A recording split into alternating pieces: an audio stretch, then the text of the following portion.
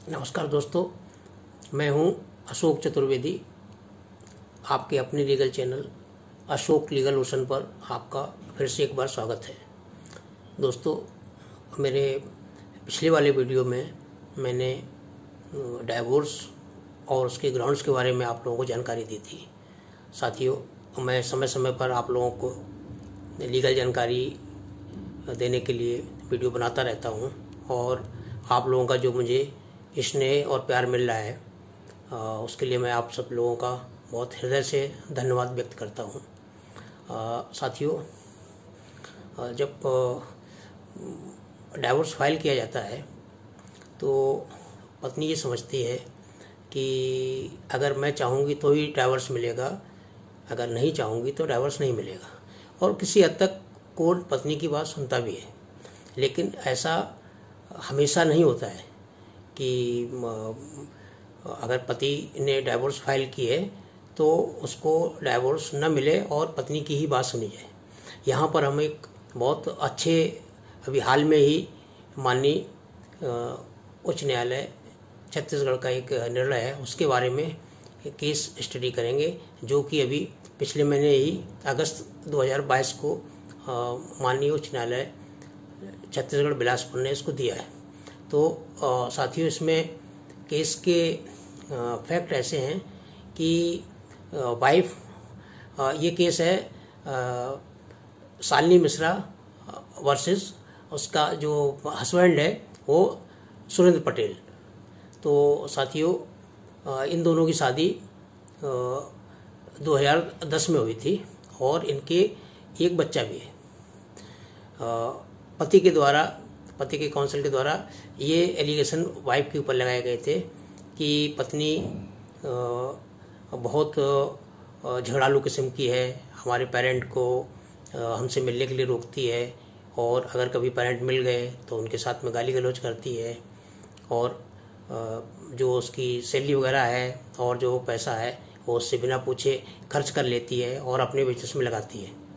इसके साथ ही हस्बैंड की तरफ से ये एलिगेशन लगाया गया था कि उसने उसको बिना बताए, बिना पूछे हुए लोन लेकर 5 गाड़ियां भी खरीद ली हैं। तो ये बहुत सारे एलिगेशन लगाए थे।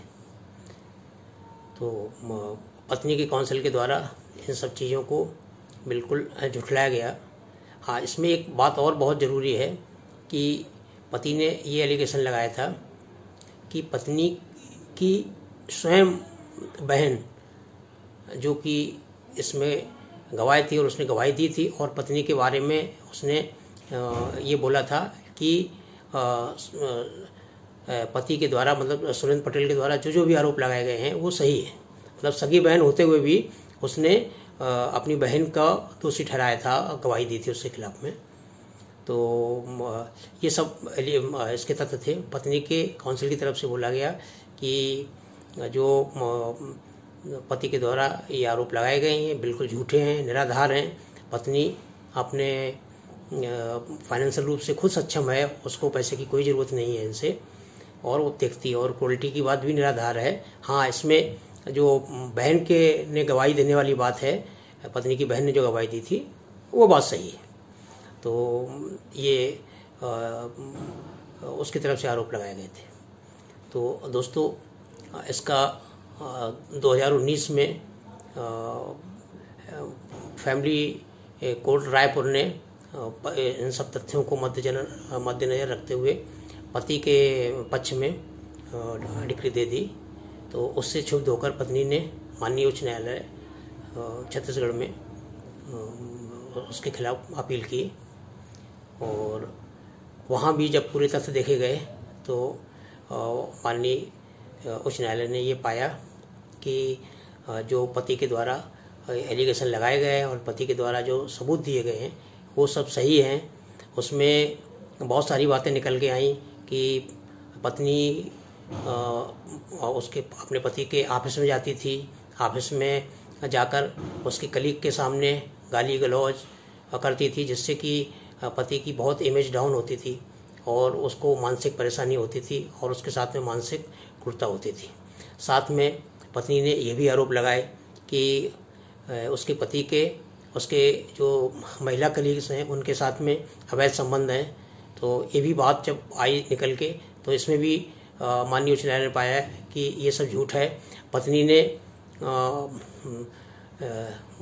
तत्कालीन मुख्यमंत्री को भी एक चिट्ठी लिखी थी कि ये हमारे हस्बैंड का चरित्र ठीक नहीं है और इनको यहाँ से ट्रांसफ़र कर दिया जाए, और उनके बहुत सारे एलिगेशन लगाते हुए चरित्र हनन की कोशिश की थी। तो माननीय उच्च न्यायालय ने पाया कि ये सब जो एलिगेशन लगाए गए हैं पत्नी के द्वारा, ये सब झूठे हैं, और वहाँ से भी फैमिली कोर्ट की जो डिक्री थी उसको अपहेल्ड रखा और निर्णय पति के पक्ष में आया। तो साथियों, इस केस को आप लोग अगर कहीं अपने मैटर में देखते हैं कि अगर ऐसा पाया जाता है और मिलता जुलता है, तो इस केस का आप अपने केस में इस्तेमाल कर सकते हैं। केस का नाम नलिनी मिश्रा वर्सेस सुरेंद्र पटेल है। और साथियों, मेरा इस केस स्टडी को बताने का जो उद्देश्य था वो यही था कि पति बिल्कुल ऐसा निराश न हो और अपने मन में ऐसा न सोचें कि अगर पति ने पहले डाइवोर्स फाइल कर दी है तो उसको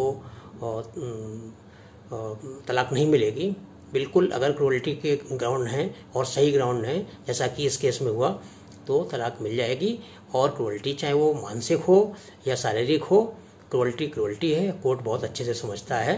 तो मैं समझता हूँ साथियों, ये जानकारी आपको अच्छी लगी होगी, और अगर ये अच्छी लगी तो आप इसको लाइक करें हमारे वीडियो को, और इसको सब्सक्राइब करना ना भूलें, और बेल आइकन को दबा दें ताकि हमारे आने वाले नियमित वीडियो आपके पास सबसे पहले मिलते रहें और आप नई नई जानकारी लेते रहें। और उन जानकारी के बेस पर आप अगर इस तरह के किसी मुकदमे में हैं तो आप उसका लाभ ले सकें। जय हिंद।